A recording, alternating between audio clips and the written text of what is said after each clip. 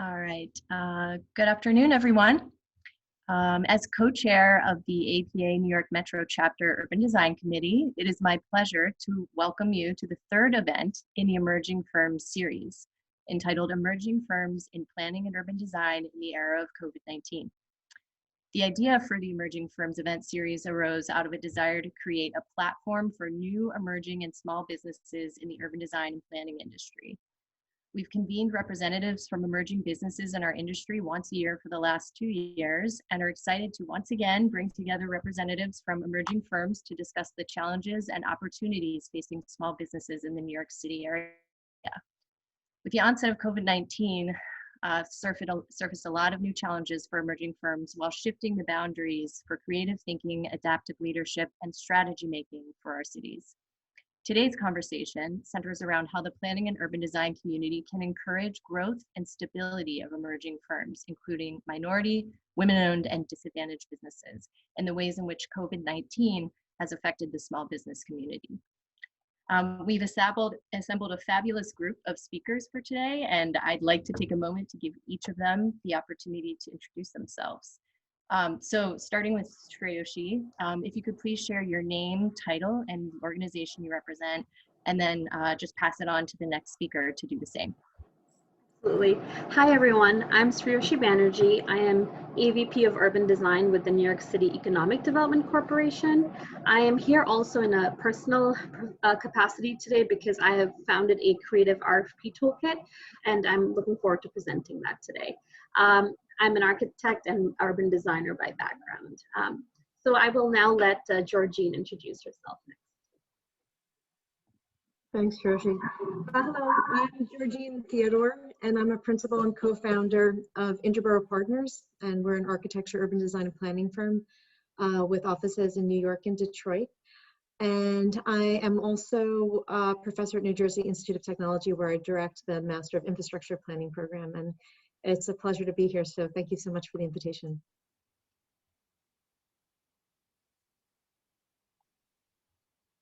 My apologies, I didn't pass it off to the next person. I'll pass it to James. Hey everyone, thanks for the time. I'm James Johnson Pyatt. I'm principal and CEO of Urban Development. We are a community development entity focused on building bridges to equitable distribution and power. We foster community-led solutions through research, consultancy, and advisory work, as well as place-based investment. By centering the wisdom and solutions already in community, we try to foster prosperity and shared wealth for those communities. We're based in New York City and Philadelphia, and I guess I'm an economic developer and real estate developer by trade. So I feel a little bit like I'm an interloper here, but we do a lot of work in planning and urban design in our work. So really excited to be here. Thanks for having me. I'll move to Sachi. Thank you, James. Hi, everyone. My name is Shachi Pandey. My firm, Mud Workshop, which is short for Metropolitan Urban Design Workshop, is a people-centric firm, and it is dedicated to the regeneration and revitalization of public places and neighborhoods. We do this through both design and long-range planning. I am also an adjunct professor at Columbia's GSAB and their Architecture and Urban Design program, and I'm also the Vice President of Intergovernmental Affairs at the APA New York Metro Chapter.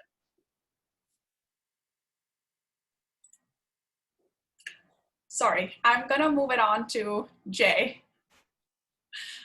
Hello, my name is Jay Shin. I run a small practice called Hector, based here in Newark, New Jersey. Our main work is in urban design, mainly connected to urban planning. We design landscapes, buildings, neighborhood plans, and sometimes development regulations as well.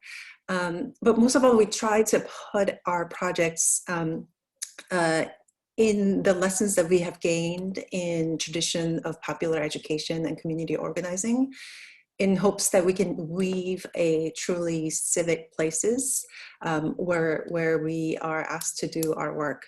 I am also currently teaching at Rhode Island School of Design this semester. Celeste. Hi, everyone. I'm Celeste Fry. I'm CEO and Principal of Public Works Partners. I'll be your moderator for our panel today. I was actually a panelist on the last Emerging Firms panel back in 2019, along with Emery, and and I'm excited to be here today. Public Works Partners is an urban planning and consulting firm, public participation processes, labor market and economic development research projects. So happy to be here. Excellent. Thank you so much, everyone. So before we move on to the presentation segment of the event, I just wanted to make a quick tech housekeeping note. If you do encounter any technical issues with Zoom through the course of the event, just please send a direct message in the chat to Alice Shea, and she can help you with troubleshooting.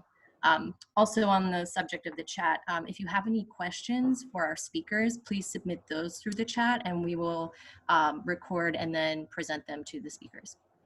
With that, I will pass it to my fellow committee member and our first presenter, Shreyoshi Banerjee, to kick off the creative RFP presentation. Take it away, Shreyoshi. Great. Can you see my screen and hear me? Yes. Awesome. So thank you for being here today. I'm excited to present the Creative RFP Toolkit, which is a framework for getting more strategic in responding to RFPs. So I've been on both sides of the table, and I've noticed a gap in the industry of talented designers being able to communicate their expertise to non-designer clients. And I want to bridge that gap through a strategic framework that I'll be talking through today. So the problem essentially is that, as I mentioned, there's everything to gain for a client in working with a diverse set of consultants that can bring their unique perspective and expertise to help make an impact and get the work done. But often what we find is that talented designers that are just starting out or emerging in their firm have to be able to communicate their value in a more strategic manner. So we've seen that often similar firms keep working on every project because they're tried and they're tested, and newer firms need to be able to declare their values and alignment in a powerful way to disrupt that pattern. So I want to help that process. So recently I surveyed over 25 companies around the city and asked them a series of questions on what frustrates them the most about the RFP process. And here were the top 5 pain points. 1 was an inefficient internal process. 2 was understanding the client's vision. 3 was choosing which content to include. 4 was how to present the chosen content. And 5 was feeling empowered and talking to the real decision makers on the client side. So here's where the RFP toolkit comes in.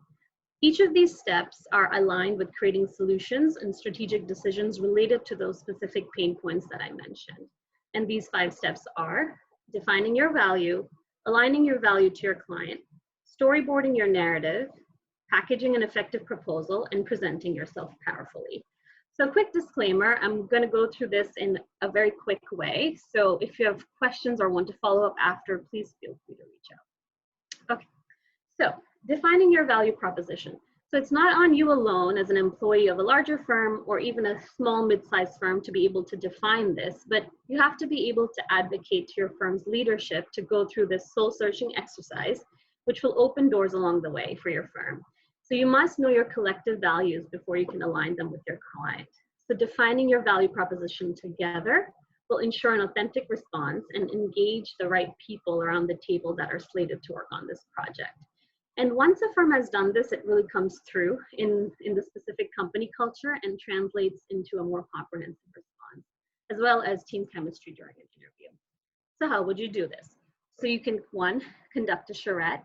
You can create a value specification page, and then you can also declare your unique value proposition powerfully. So in order to conduct a charrette, you do it for most projects that you might be ideating on, so why not with an RFP, right? So you can reaffirm your values with your key teammates and choose a facilitator that will also be the individual drafting the RFP. So define your brand. What are your firm's most notable processes, people, and projects? How do you cultivate ideas? Pick case studies that are really exemplifying your values and include typologies that you intend to highlight in the RFP at hand. And then you can list recurring values.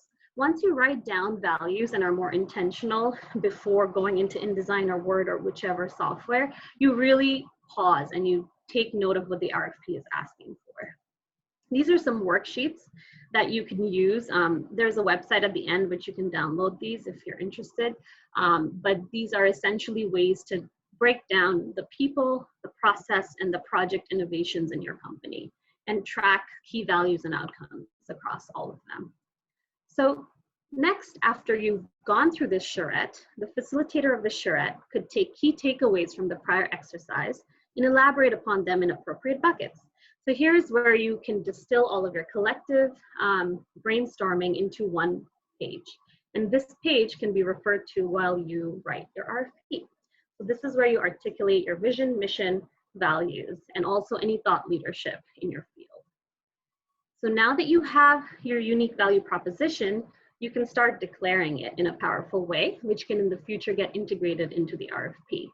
Draw infographics. You can gather relevant case studies and also get testimonials from prior clients. Right, so you have your value proposition, but it really isn't entirely aligned until you think about your client. So how can you align your value, your unique proposition to your prospective client and demonstrate why you're the perfect fit? So this requires a deep dive stage of research, which can really help you write a more aligned response. And it can also help you identify pain points that you can really speak to in the interview stage. So this is a way where you can do three things. You can do deep research on your client. You can mock up a client's resume as a one-pager and share it with the rest of your team so they know who they are vying for the project with. And then you can declare your alignment with power once again. So how do you research your client? So you can essentially repeat the same process you did for your own value proposition, but keeping your client in mind. So look at websites, look at awards they've won, press articles, past projects, and even in the Q&A info sessions, just ask. I find the info sessions to be very under-leveraged because people don't ask enough questions and they're there happy to answer, so please ask. So these are the worksheets that you can repeat, but just keep your client in mind and write down the key leadership, their shared values, project case studies they've done in the past, key values and outcomes for them, and then align your values to your client. And this is how you can really get to the message behind why you are best aligned for the role, and you can truly use this messaging across the RFP. The resume is a way to create a one-pager for your client that you can share with the broader team, highlight everything that you just worked through before, and lastly, declare this alignment through an elevator pitch. Write down your unique value proposition as if you were speaking to your client. How can you best solve their needs, but also be a creative thought partner with them? Pinpoint case studies. Take your broader list of case studies, narrow them down to the 5 or 3 that best align, and really try and guess what their pain points may be. Knowing what you know now about your client through your research, it could be things about cost, it could be efficiencies, it could be project management because they do really tricky projects. So write down these 5 pain points and make sure you can answer how you are best suited to solve them. All right, so you have your value, you have an aligned proposition. Now you can start storyboarding your narrative. So the first 2 steps that I mentioned usually get skipped, and sometimes they don't. There's a lot of firms that have more resources that are able to brainstorm, but it really helps in being mindful and intentional about your messaging. So how do you choose what content to include? Well, you tell a story that your client can relate to most and create an outline around it. So here are 3 action steps. 1 is build a narrative. 2 is gather key case study visuals. And 3, reframe your project delivery into a story of authentic process. So how do you go about building a narrative? Well, on the left is some of the most effective storyline flows I've seen when I've reviewed responses, where you really know about the firm, their vision, their approach to the RFP. You read about how they're capable through case studies. Then you get into the team structure and then how they will deliver the project. Resumes, qualifications, contract forms, everything that breaks that storyline usually comes at the end. So you may say they are asking for like 12 things in a specific order. Well, usually those that are writing that RFP are not the ones that are reading the response. So you can ask if you're concerned, can I change around the order?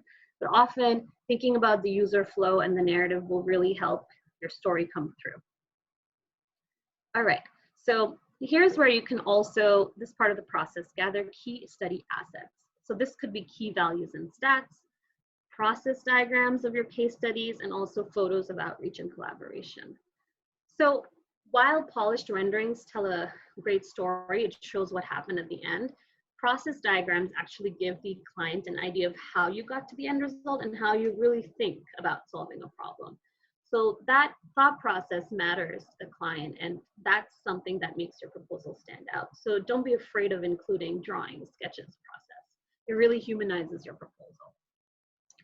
All right, so this last section on storyboarding is perhaps the most important, because in the end, there's a lot of creatives out there, but how do you really execute?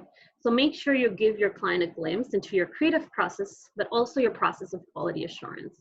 They really need to be confident in your ability to project manage, as well as be bought into your process. So have a detailed project delivery section and try and make it as visual as possible. And also make sure to define a singular point of contact that your client will work with. In some cases, it may be the partners that represent the vision and creative direction of the firm, the founders, but really it's the project manager that can make or break a project for the client. So having a strong and singular point of contact reduces confusion and is seen as indispensable. Right, so you now have a storyline. How do you package it all into an effective proposal? One of the pain points for people were, do I do a boilerplate or do I customize? How can you balance the two and really get to the most effective way of presenting yourself? Well, now that you've gone through the last 3 steps, this should be a bit more intuitive for you. So having a storyboarding exercise prior to this really gives you all the content you need, and you can put it together in a visually cohesive way. So as I mentioned, clients have a lot of proposals sometimes to look through, and they may not be reading every single word. So how do you really stand out? So here are some of the action items you can take. You have to create an overarching graphic template. You have to let your case studies breathe on the page and try and make it skimmable. So what do I mean by this? In terms of an overarching graphic template, most often this exists. There's a header, there's the right color, there's also consistency across how you read everything. But sometimes it's hard to do this if you're using Word or a software that is more accessible to emerging firms. But there's actually other softwares now, like Canva and other visual software that's available online that is far more affordable, and you should use them because this is the impression you're making on paper, and for creatives, you just have to be visual. This is where the 75-25 visual rule comes in, where you make a point to use images or infographics on the majority of pages, and that way, the images tell a story or undercalls. Let your case studies breathe, so embrace the white space. Allow enough room on the spread to really highlight your previous work. Think about the reader. So often I see 3 or more case studies cramped on a page. The work might be great, but I cannot understand exactly what's happening because there's just too much information.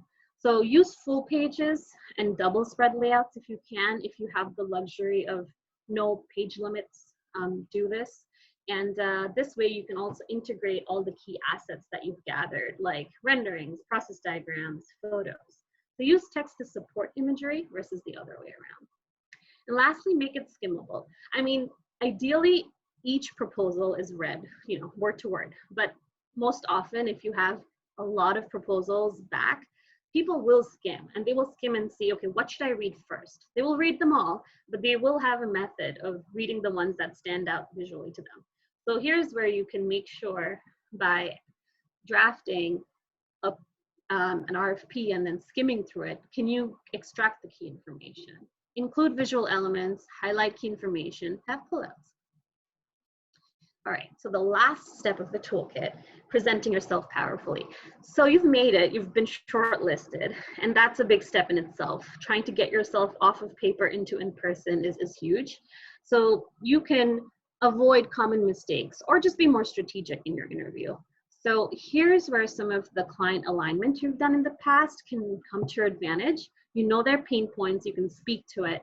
So this is the opportunity to really talk to the decision makers and have true information about their vision. So some of the action items here could be creating a streamlined presentation, ensuring team chemistry, and anticipating your selection committee.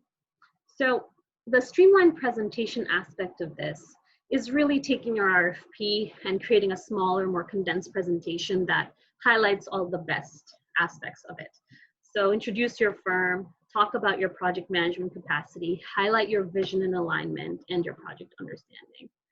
Sometimes people can bring in animations. They also talk to AR, VR, BIM, data visualization, things that they're doing that's unique. That all can get really demonstrated in a show and tell way in an RFP interview. So emphasize that, but also make sure you emphasize your proven methods for project management. And this is where the second part, team chemistry, comes in, because sometimes you come into an interview being really nervous and thinking it's already in the bag, somebody else is going to get it. It really comes through in your energy. So be intentional about your team's makeup, practice before, let the PM share the limelight. And these are ways in which you can come across as a rehearsed group of people that can really be competent as well as thought leaders in promoting the best results for the RFP at hand. So make sure you empower your project manager and have them do a lot of the talking, because that's also something that I've seen firms not do as much. All right, and lastly, anticipate your selection committee. So I took this a bit out of the page of my entrepreneurial background, where you can define possible personas. So whenever you're in an interview room, there's always different personalities and different people doing different aspects of the client's process. So think about them, tailor your message to each of them, or have an individual speak to each of those things. So most often your vision will speak to a specific group. Your QA, QC, your project management skills will speak to the client's project manager, and the administrator will really care about your MWDBE or your diversity strategy. So do a dry run, rehearse your interview, choose who answers what types of questions, and make sure you prepare for a Q&A session by anticipating this. So really, if you have a strong project management manager and a really strong paper proposal, at least you've been the best prepared, and you can be confident that you've done everything you could to try and win the RFP. So that's all. That was a lot in a very short period of time. So if you have questions, we can discuss them briefly here, but also feel free to go to the website and leave email and write to me, and I can get back to you. Thanks. Thank you so much, Shreyoshi. That was amazing. So yeah, just a reminder to everyone, if you have a question for Shreyoshi, there's a little bit of time built in right now for you to ask it. You can drop it in the chat. And if we don't see any questions come through, you know, I think we might want to, you know, have Celeste maybe begin the panel discussion, and then as they come through, anything for Shreyoshi can be folded into sort of the last Q&A session. But yeah, Shreyoshi, that was amazing. Thank you so much. I will give my information in the chat, so if people have questions or want to ask it later, they can do that. Awesome. Over to Celeste. Maybe while we wait to see if a few questions come through, we could actually jump into panelist reactions to the toolkit. I know many of us had our cameras turned off for a few minutes to not just be distracting, but I was nodding along for sure. You know, I think that there was a lot in there that was really helpful, Shreyoshi. Thank you so much. But I think my first reaction was that I think the interview prep stories were incredibly valuable. It's definitely something I've found to be, you know, crucial to kind of differentiating between the top couple teams in a procurement process. Anyone else have a initial reaction?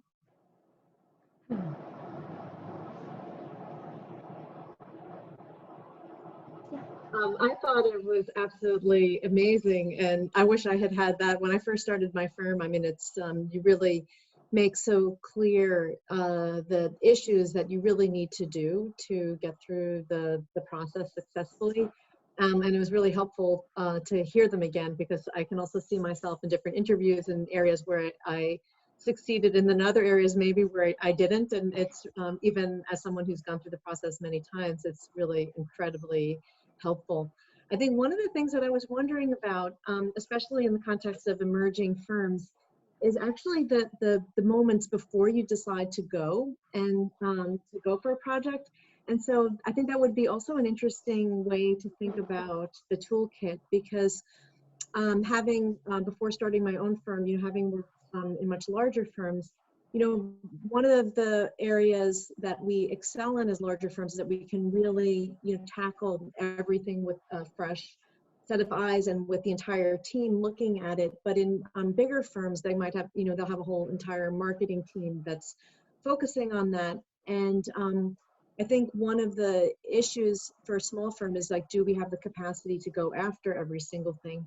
And so I think it'd be really interesting with the toolkit to also help firms decide whether or not it is the right project RFP to go after. So I think it would be, and that's something that I learned also working through the EDCs. I did the EDCs. The EDC has supported small firms with the kind of the small business. And that I think would be interesting. It's something we talked about, like when to decide to go after a firm. Shroshi, have you thought about that as being part of the toolkit? Because I think that would also be really helpful. That's such a great point, because the go, no-go process, and then also when smaller firms feel that they just don't have enough experience in a particular typology to respond, may not always be the case. So I've definitely heard this from the recent survey and can integrate it into the toolkit as part of the first process. When you're defining your value proposition, you can really see if some of the skills you have in another typology can translate to another typology. Sometimes it's about your process, not even about your experience as much. And people gravitate towards process and values and mission, which can sometimes overcompensate for lack of experience in a particular field. So thank you for that suggestion. Yeah, I'll jump in as well, because I think what's interesting about your approach is there's two fundamental pieces to the pie. One is, where do you fit in terms of the RFP, in terms of, especially if you're going in with a team, what your value prop is against other people's value props. So even within the internal team structure, making sure you're clear about what added value you're bringing to the table when it comes to your own team. I would really be curious about your thinking between prime and sub. So as emerging firms move up the ladder from being able to sort of just fit into a team structure that they handle what they have to handle, to having to really run the whole show. And how do you arc up to that point? How's your value prop need to change? What sort of things you need to sort of emphasize in your own process versus just the content and execution points that play out? And then I think the same thing around sort of size of RFP, because I think certainly if you're part of a sort of a system of sort of limited bids where, you're getting sort of pre-selected and you have a sort of limited amount of time to respond, but you've already kind of been predetermined. How do you want to approach that kind of thing versus a very open process that may even have an RFEI component or RFQ component? Like, do you go through all the trouble of having to do all that that pre-work that may or may not even met out an invitation to the RFP process? So just similar to Georgine, lots of little sort of details around like how you position your firm as you go through your process in terms of growth. I thought it was fantastic. Yeah, I'd like to add that, the can't stress enough the importance of collaborations with other professionals and with other firms in the industry. And if the site is in New York City or anywhere in and around New York City, I mean, inevitably there's so many community organizations and professionals who've done something, in every neighborhood. So I would definitely include in this, if I could, Shreyoshi, that how do you consider collaborations? Where do you consider yourself coming in the RFP, and thinking about a team? Because as small firms, it's very hard to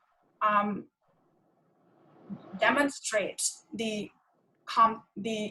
we all might be competent, but it's very hard to demonstrate that we are competitive in each and every aspect of what the RFP is requesting, right? Mm-hmm. So to really consider that competitive collaboration and what should be considered in that, also in terms of relationships that people have had with with agencies and community partners in the past on those projects are something that I think have been very useful for me to consider when responding to RFPs. But I want to congratulate you. This is a really, really great toolkit, and wow, it's still developing. That's great. Thank you. No, that's really helpful. I'm taking it all in. It's a beta phase for me, so this is great.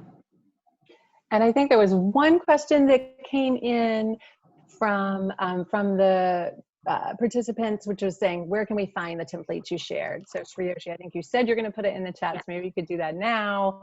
And then we'll start rolling into the rest of the panel. Sriyoshi, thank you so much. That was amazing. Thank you all. I hope everyone found it as helpful as the panelists clearly did. All right, panelists. So the first, other than the RFP toolkit, the first question that I wanted to ask, and I'd like to ask Jay to start us off on this one, which is, we already introduced ourselves in our firm, but like, what made you? Sorry, I wanted to use what made you take your foot off the shore? What launched you into emerging as a firm? Right. I think for us, when we sort of decided that we have a project that we can quit our day job, and both partners can fully work, full time in the kinds of projects that we're getting. So, our establishment wasn't something full on from the beginning.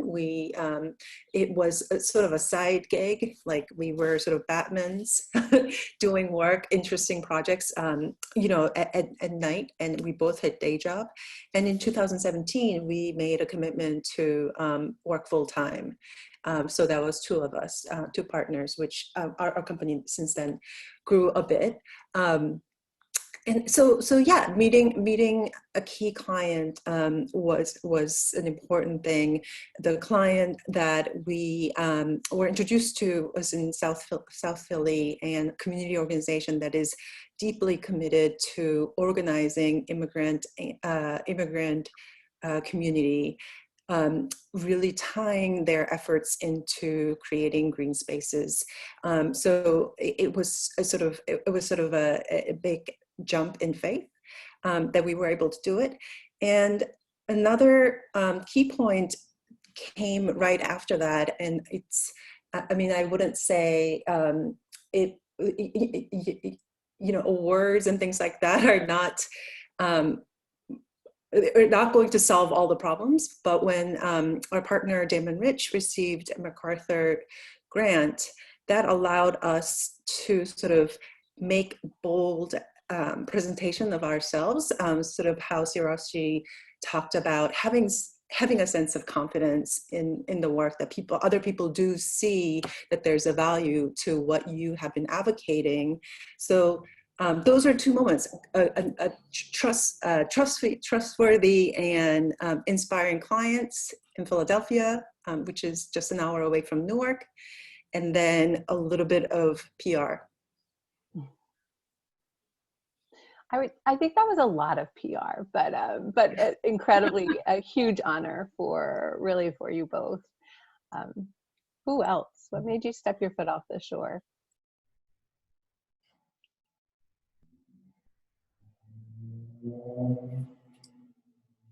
I guess I can jump in because my story is very different from Jay's story. I formally established my practice in 2015, and that was after 7 years of working with other firms. And I'm an immigrant, and living halfway across the globe from my family and the social network that I grew up with.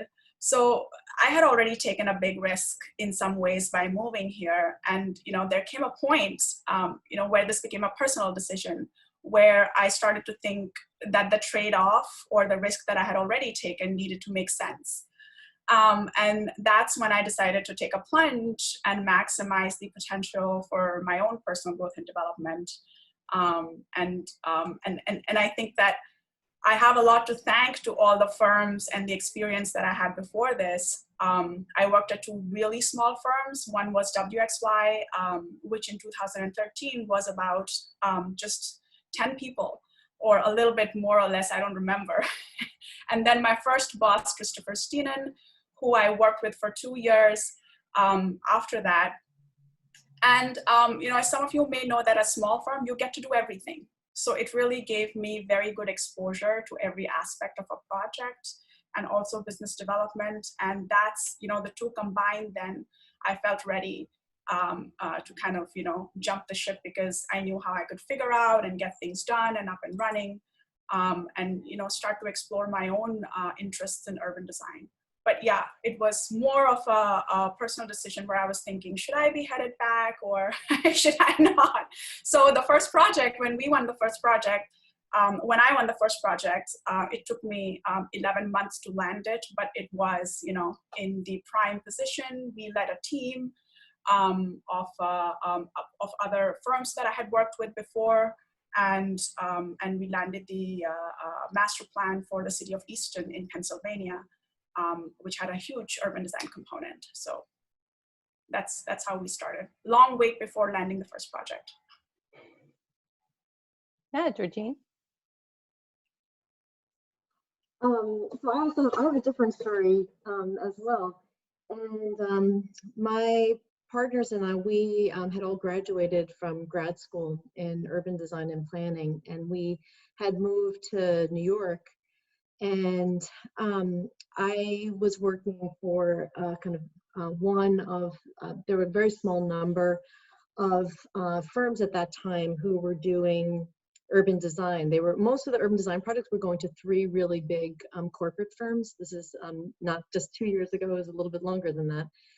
And my partners and I, we realized in working for different offices at that time, there were really no small boutique urban design and planning firms.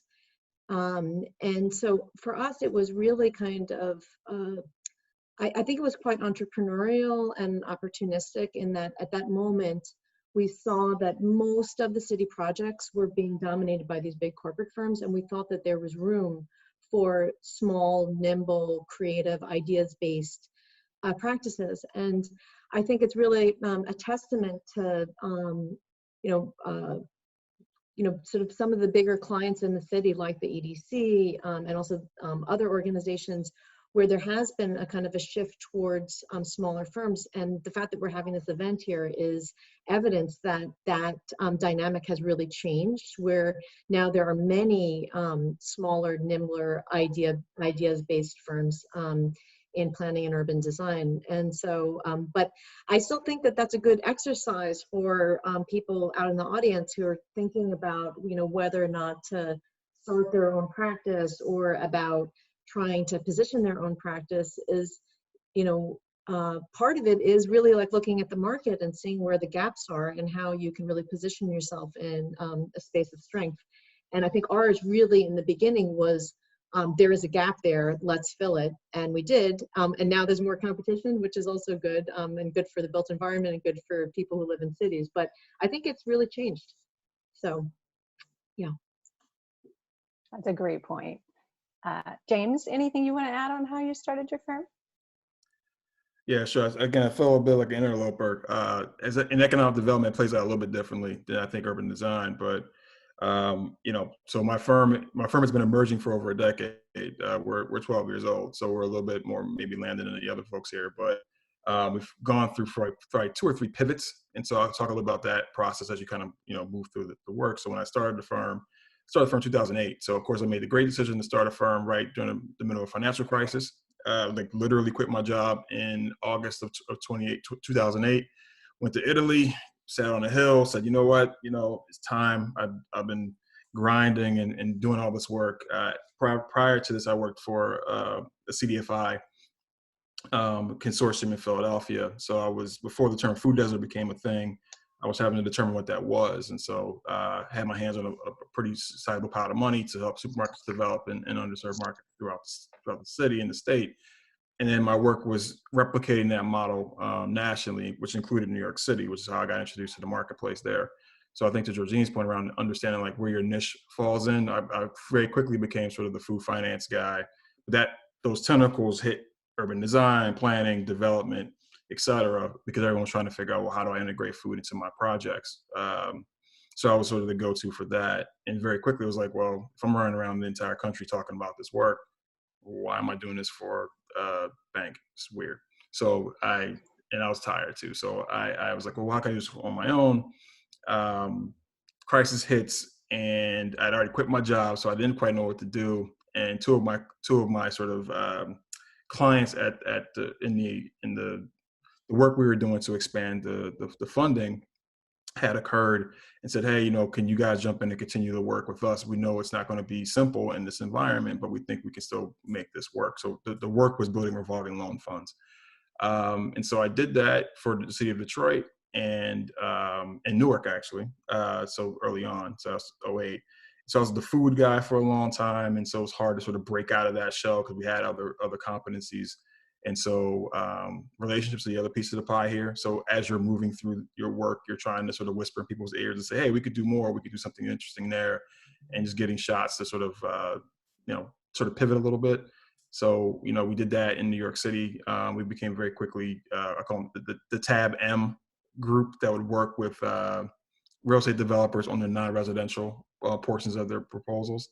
And so it was a period 2012, 13, 14, where we were basically white labeling developers' concepts when it came to non-residential. And so it was very clear they had no planning chops, and we were sort of filling that role for them in and taking that work on. And then again, realizing that, we wanted to get a little bit more piece of the action in place. We actually started thinking about real estate development as a third arm of the work outside of advisory in 2013, 14, 15. And as you know, how long it takes these projects to actually come to fruition.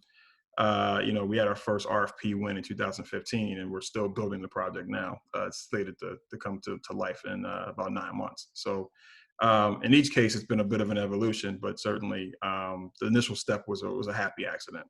I got lucky where some folks who I'd been working with for years said, hey, come on in. I know there's a storm brewing sort of nationally and globally, so why don't you come in and work with us while you figure this stuff out. So.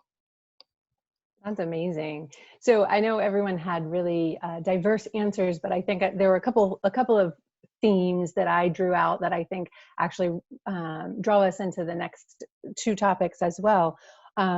So the themes that I think are key things to think about and look for if you're thinking about taking your own foot off the shore would be clients.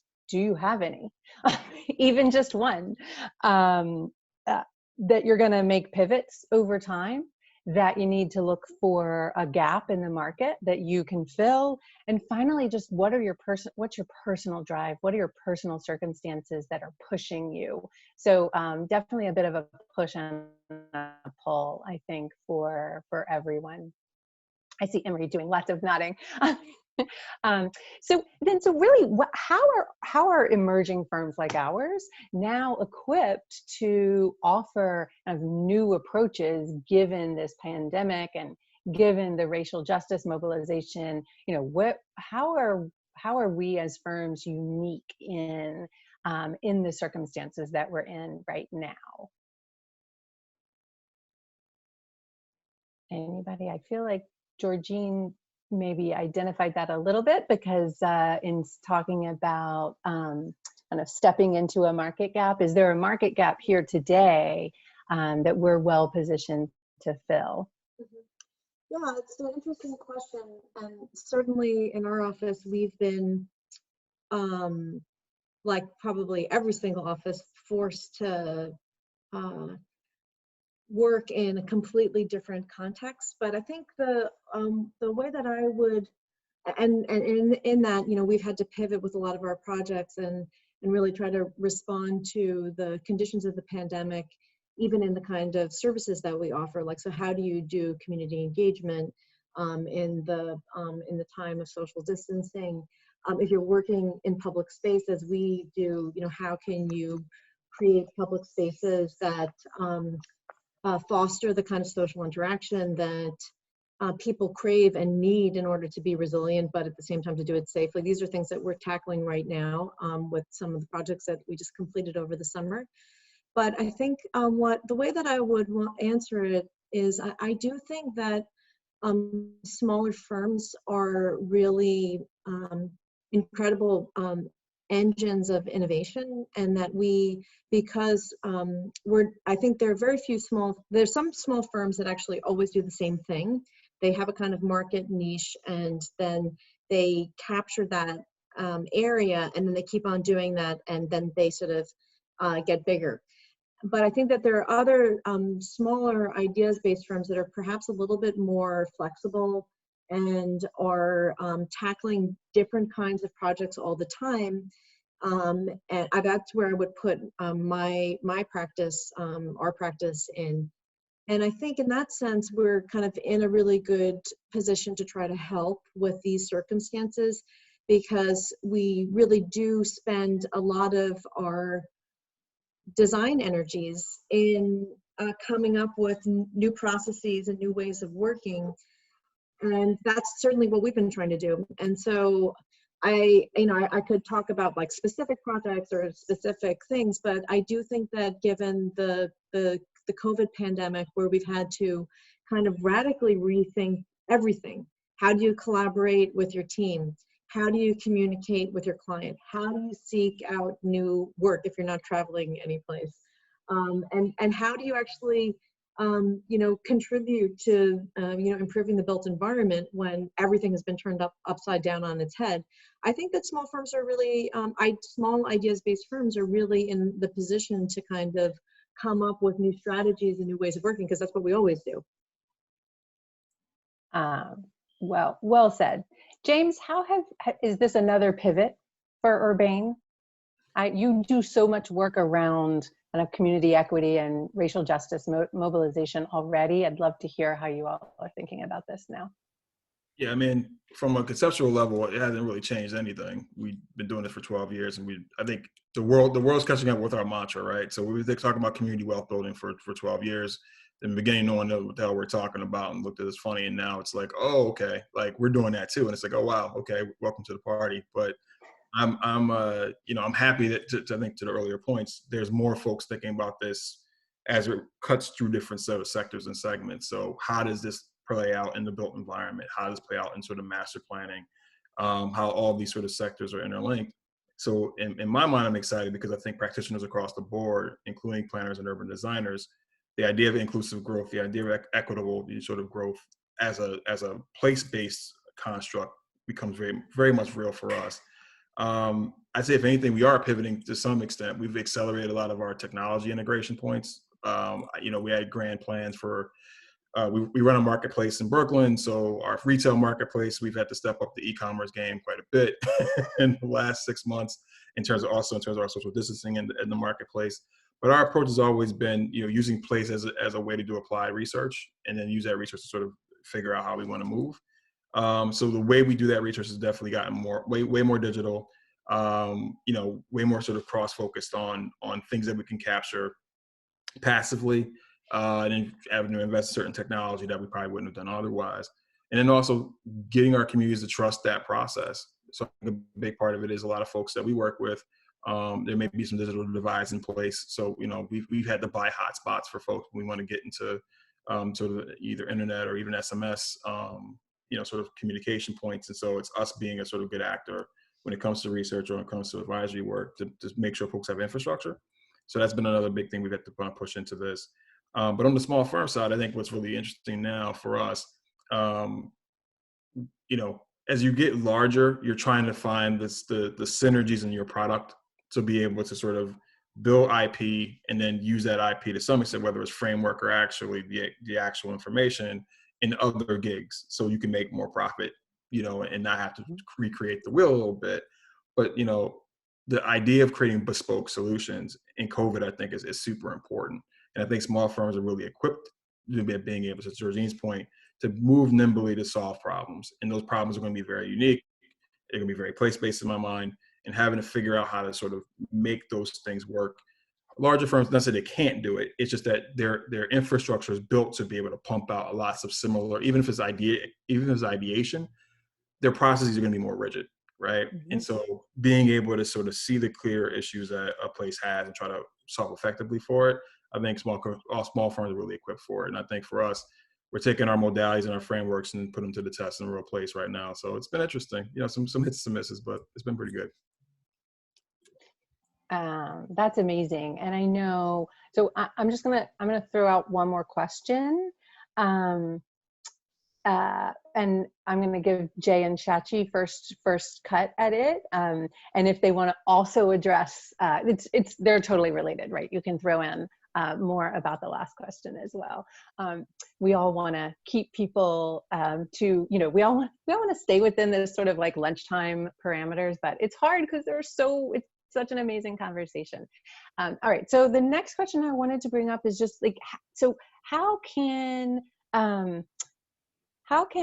the city, large institutional clients and or, city or state government and the American Planning Association really support emerging firms better, both just generally speaking and through this pandemic?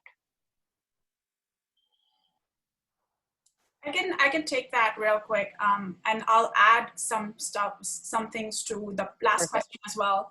I completely agree with Georgine and James, that being small also makes us very nimble, and that's to our advantage. In addition to innovation, which is central to, being successful as a small firm. I think that being able to adapt very quickly to changes, even as the project is evolving, it really helps to make for much richer processes and much richer projects. And I think that in some ways, if you're a much larger firm, that is a little bit of a disadvantage. If you're a small firm, you can do that very quickly. For example, we did the urban design framework in the Bradhurst neighborhood, which was funded by a brownfield opportunity area grant. And that was very focused on, BOA or brownfield remediation. But we realized working with the community over there that, that wasn't, there was just this perceived contamination, but not any real contamination that had been found on any of the sites. So we quickly jumped into and helped, with the help of the client, identified other funding sources and helped create opportunities for public-private participation with private developers to come and get some projects up and running. And they weren't brownfield sites. So I think that there's a lot of things, a lot of nimbleness that comes in with the project, that we're not tied to the scope. And that makes us, we are tied to the scope in a way, but we're also really, really nimble.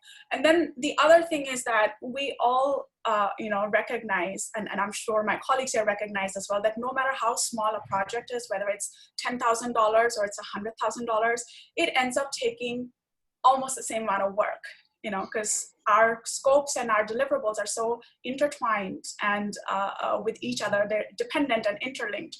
So I think that as small firms, especially at this time, it is much easier for us to go after the smaller projects and use it as an opportunity to forge new collaborations. Because our overhead costs are probably not as high as some of the larger firms, and we can justify taking on many smaller projects. And I think that at this time, it becomes really critical. I think that, to your question, Celeste, how can cities and the American Planning Association help with establishing small firms? I think there's two very concrete ways. One would be in helping with the matchmaking process, connecting firms with small firms with other firms, and helping identify where there is an opportunity for collaboration, competitive collaboration. And I also think that there might be an opportunity with cities to look at some things that are actually sometimes an inhibition, sometimes inhibit us from responding to RFPs, things like insurance requirements. These are very real things that can prevent you from being a prime contractor or responding to teams. So, there's definitely the part of helping connect firms and promoting them, but also helping them with things like insurance requirements, be it, or even, and I remember that because it just recently came up in, one of our responses. I also think that there is a program called Fast Track with the SPS, that Fast Track, which helps small companies understand how to think about the sort of management aspects of your firm, which I think is great. And I hope that they're thinking about taking this to digitally, because that was something that really helped me understand, okay, what does it actually really take to run a firm when you're tiny? And so in addition to innovative responses, there's this aspect which can sometimes be limiting and take a lot of your time. Mm-hmm.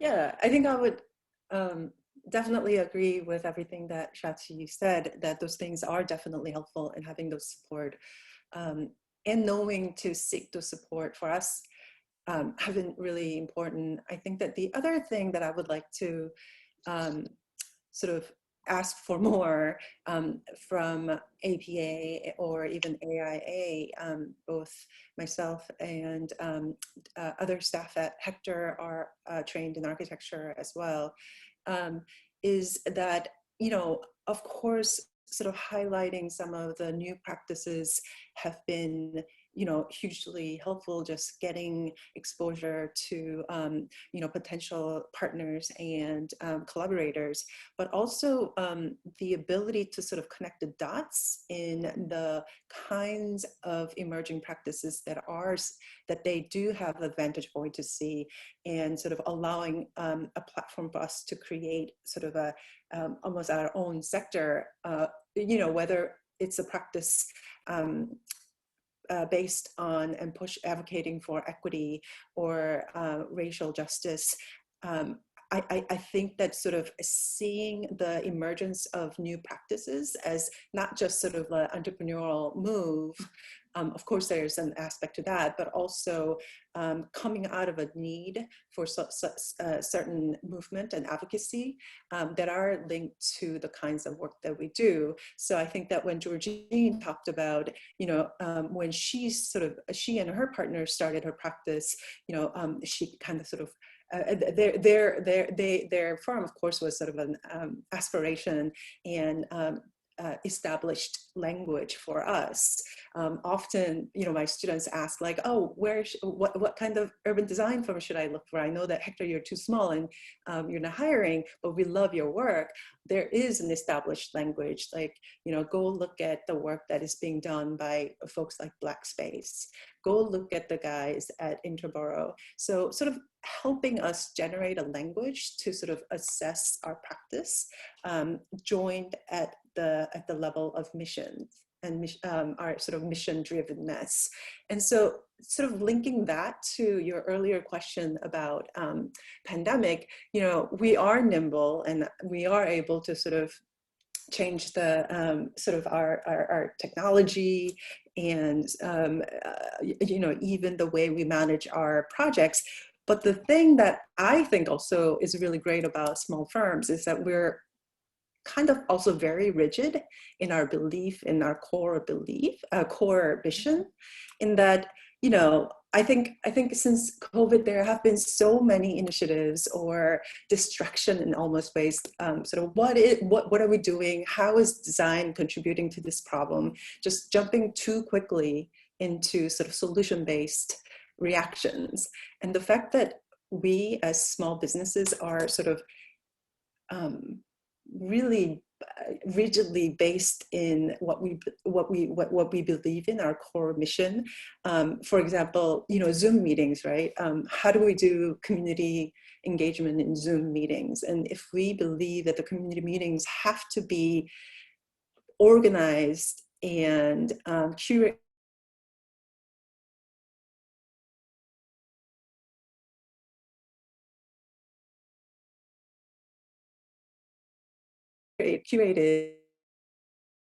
and that means able to figure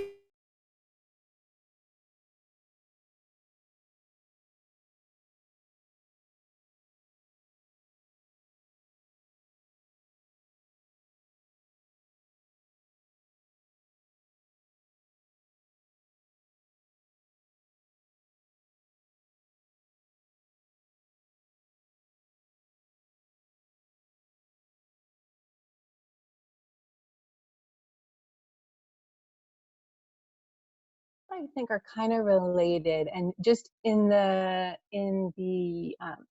interest of trying to get through 4 or 5 more questions, I'll ask that folks give kind of quick answers, or maybe just have 1 or 2 people for each one, as much as I would like to hear from everyone for all of them. So related to exactly what Jay was just saying about our mission as emerging firms, I have a question from Rachel Webster. Have any of you done reflections on your own work to assess whether it is truly pursuing racial equity, and or how do you incorporate kind of debriefs and feedback loops into your work?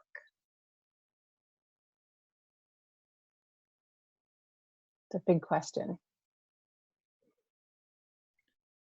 Well, I'll jump in quick. So we're lucky enough to have physical spaces that we can play in. So outside of our project back here in Flatbush, the purpose of that project is. Oh, James, you're going in and out just a little bit. Oh, go ahead. Can you hear me now? Yes. Awesome. Okay, so baked into the projects that we do, like for instance, like with this project, we had a ULERP that was sort of a built-in feedback loop for our community members. We were very clear about the objectives of the project: to preserve Caribbean, Afro-Caribbean businesses in this neighborhood through a 6-year development process. So very clearly for me, how many of those folks were we able to preserve, grow, and sort of move back into the space? COVID's been quite a doozy on that one, but we started out with 41 and we have 32 left. And our goal is to get as many of those back as possible. We're trying to grow their sales. We're trying to build their asset base so that they can walk through in a neighborhood that's gentrifying pretty rapidly and make sure they're going to be equipped to handle the moment. One of our bigger sort of collective projects, we do a ton of work in Bedford-Stuyvesant, and particularly in public housing. What we call our Best Eye Compendium. We've looked at issues from informal economy to micro-entrepreneurship to alternative credit.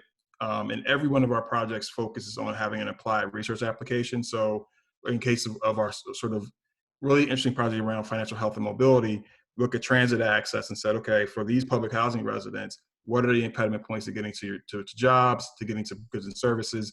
And one concept we came up with was around sort of mobility. And so we sponsored with T-Mobile and with Best Eye Restoration a dollar van project that moved folks from the Marcy and Armstrong and Lafayette projects to downtown Brooklyn and to Fulton Street. And again, constantly talk to residents. What do you need to execute on things that you see core problems for, and let data really sort of solve the way. But beyond that, then the pass off was the community groups who were landed in community and said, okay, this is what we're saying we need to do. This is what we're saying is going to be most important in terms of impact, and let them carry the work forward. So, our model is definitely about, starting our work, making sure we have an evidence base, but then allowing community to sort of take the ownership and sort of take the lead and move forward with it. So for us, it's that agency, it's that empowerment that really matters more than anything else. Thank you. Anyone else want to comment on how you're able to measure progress on racial equity or feedback loops in general?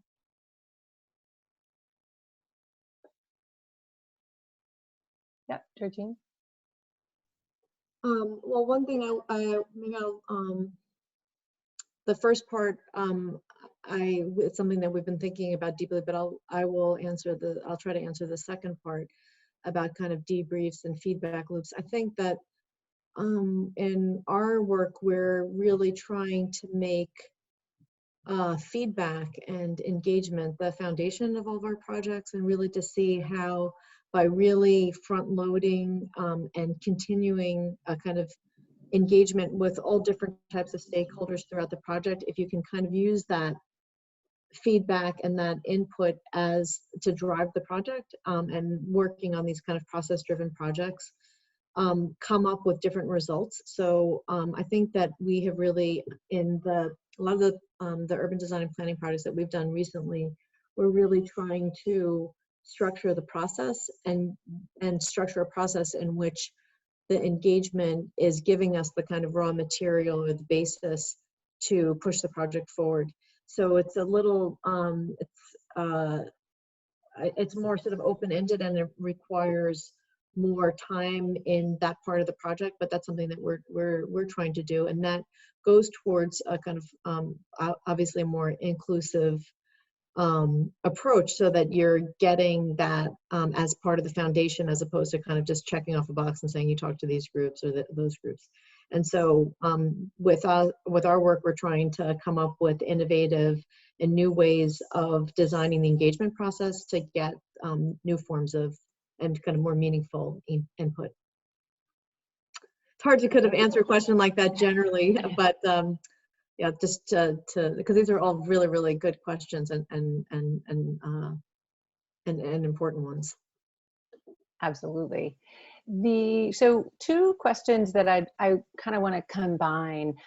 There was one request on how do you make a decision to go from being a very small principal-led or principal-only shop to having staff. I know that was a huge inflection point for my firm. And then similarly, you know, what's the experience? We often on these panels have a lot of students or young practitioners. What does it mean to work in an emerging firm as a young practitioner, as opposed to, you know, founding or leading it? Shachi or Jay, do you want to start us off on this one? Sure, I can start with my experience of working at a small firm, because I had the opportunity to do that before I started my own firm. For me, you know, it really depends from person to person, but a startup environment or a small firm environment is very different, and there are and dynamic, I would say. So to be able to respond to that and adjust to that on an everyday basis sometimes can be tough and challenging. But what it actually does is that it just throws you and exposes you to manage and really embrace all types of changes or aspects of business development and aspects of a project from start to finish. So I think it's a very, very enriching experience if you're up for it. And I have felt very rewarded working at a small firm. In fact, I transitioned into a small firm right after I worked for a much larger firm called EDAW, which merged with AECOM. And then I worked for two small firms, WXY, and with my previous boss from EDAW, Christopher Steenan. And I found both of those latter experiences to be extremely rewarding and very exciting. The decision to hire someone full-time, that's a big decision. And it's, you know, my firm has been around only for 5 years. And I think that I still struggle with it sometimes, because one of the things that I personally decided very early on was fair compensation to the extent possible, because I think happier employees and you know, that dynamic just leads to much better products and a much better environment at a small firm, which is so important, because you're, you know, literally your life can sometimes be entwined with you know, the hours that you work and everything that you do. I'd say that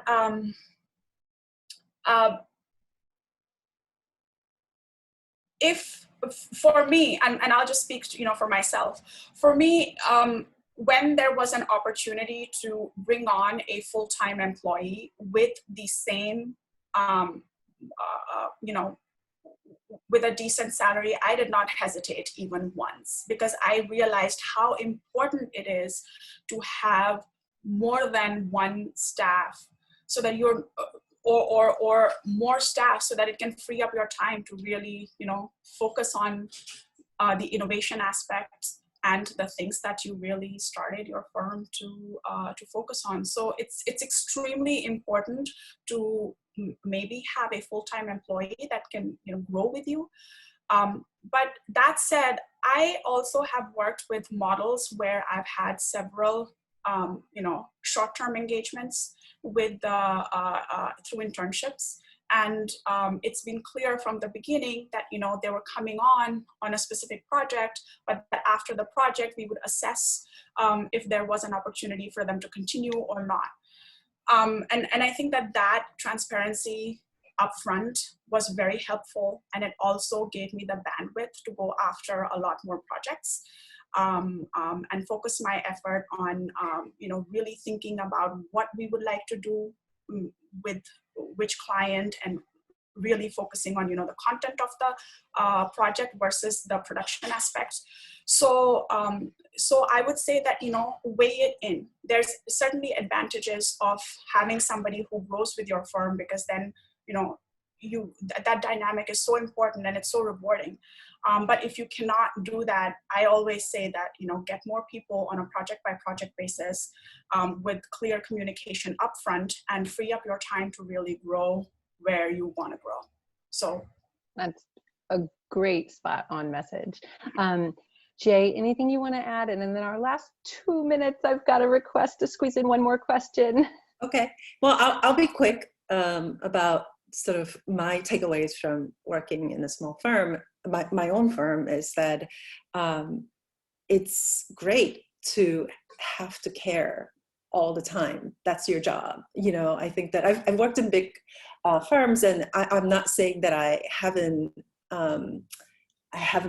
didn't care for my projects. Of course, I enjoyed my jobs, whether it was a big project or in government position. But at the same time, when you put your name on it and you say, okay, well, I really believe in this kind of approach to urban design, then you wake up thinking about it, and that's a great experience. And I think you might gain some gray hair, but it's been well worth it. I mean, I say that with taking a risk of sounding really cheesy. And so if you're really thinking about joining a small firm, just know that, because you are going to be one of 5, one of 10, like, when you were, Shashi, you were joining WXY, who you are as like a whole person, it has so much value in it. The fact that, in a big firm, they might really want to leverage certain aspect of you that are that you already excel at. In a small firm, you really have to like nurture that person to bring everything out of them. So often I find myself trying to get my collaborators to not only be an excellent Photoshop renderer, but someone who can pick up a phone and say like, hello, thanks for calling. I want you to come to a community meeting, right? So I think that that's an opportunity that you should take seriously. In terms of sort of thinking about that inflection point to hire, Hector is actually at that inflection point, I have to say. Maybe this is an opportunity to let everyone know. We have been at this at this point, and we've been working with, robust part-time folks, and it's an exciting time to be thinking about growing the staff beyond, our agile team of part-timers and scrappy artists. Well, good luck. I think James and I are of similar firm ages, and you know what? You hustle a little harder for a while, and then suddenly you're making that bigger payroll. It works. It works. So we are at time. So I know some people may need to drop off, but if the panelists have 5 more minutes, there was one more question that people really wanted to have asked. And if folks if attendees have not been monitoring the chat, it's gotten quite active, and lots of people are saying hi, which is amazing. And people are throwing in their own thoughts and ideas, which is also pretty fantastic. So this is a really great question that I'm going to challenge us all with right at the end here. This one's from Kevin Dworka. And if I asked your question but didn't say your name, I'm sorry. They're coming at me in different ways. So emerging firms are sometimes better positioned than larger firms to advocate for major policy changes. I'm fascinated, Kevin, why you think that is, because while I think we have a feeling about major policy changes, I'm not always sure we have a voice. But whether at the local, state, or federal level, is there any particular rule, legal reform, or regulatory change that your firm would like to see adopted under the next federal administration or at other levels of government? So 5 minutes of blue skying it.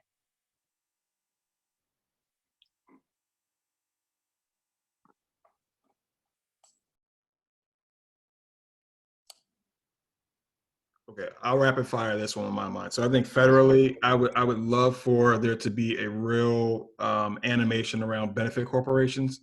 So we know the sort of B Corp designation from almost like a marketing perspective, but there's actually a legal designation for many states around benefit corporations. So it seems like a lot of us small firms, we have a direction point around social impact or something else other than just trying to make money.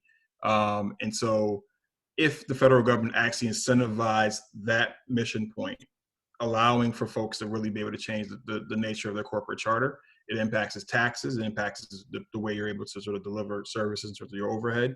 And it really gives teeth to something that has a lot of power. So I think if we move the needle around what it means to be a corporation with that in mind, a lot of the sort of outputs and outcomes that we're looking for as firms, I think, there's a natural alignment point between how we're formed, like literally how we're formed as corporate entities, and then what we're trying to do going forward, whether it's from investment to actual execution. So that's something at the federal level I would love to see.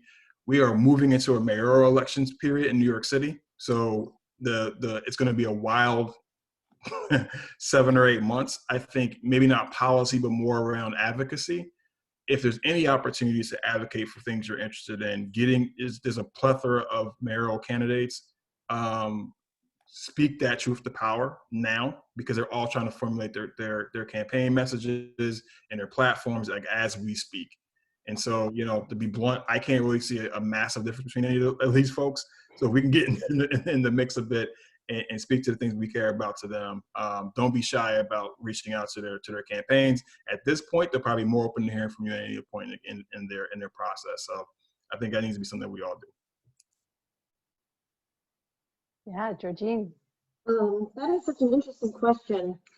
And I'd like to think more about it, but I haven't worked a lot with the federal government, but I did spend a couple of years working on the Rebuild by Design competition, where we did collab. It was, it was federally based on federal funding. And I think these are just such big projects. And it is, the process is so bureaucratic and so risk averse. And one of the things that I felt coming out of the Rebuild by Design initiative was that I wish that there was, like, for these really big federal projects, that there was an equivalent of like the 1% for art, but like 1% for experimentation. So I would love to see like a 1% of these really big projects where you do something that is experimental, that comes out of the box of like what would normally happen, that fulfills ambitions for equity and the environment and things that just can't happen in these kind of larger sort of bureaucratic procurement processes. So yeah, I would say 1% for experimentation. Yeah, I would also add to that, maybe we as small farms are more able to maybe not make direct policy changes, but work really closely with those who are advocating for policy changes. Because of our small sizes, we are that much closer to grassroots groups within our communities. So one project that we're currently working on, it's a collaborator that we met while we were working within the city government, and now that we are in a small company, we are able to sort of become friends and collaborators with those who were maybe previously yelling at us. But I think that the project that we're working on is in Detroit. Community benefits agreement is a mandated component for development of certain size. So there is a group of advocates who are interested in pulling together information about all the community benefit agreements across the country and create an easily accessible platform to really understand the terms and outcome of those CBA negotiations. So I think that it's that's one policy that I would advocate for sort of at the national level, that there is a more solid structure that goes into a development process that really mandate a level of benefit for a community as they see their neighborhoods change. One of the things that, thank you for that. They all actually all sound so amazing. I wish we can have all the policy changes. But it's great that this question is coming at this time when at the APA, we're trying to set the policy agenda for 2021. And I was in a conference yesterday with other vice presidents of intergovernmental organizations from the different APA chapters. And I was surprised that we still were talking about climate change and equity as a subset of every other policy, as a subset of Surface Transportation Act or as a subset of, Recovery Act, but it wasn't really front and center. And one of the things that I would really like to see and hopefully push for as best as I can is to make a response to climate change and response to social equity front and center, and advocate for funding in projects like that, because funding that comes from the federal level, state level is very strictly defined, and it's also very strictly allocated.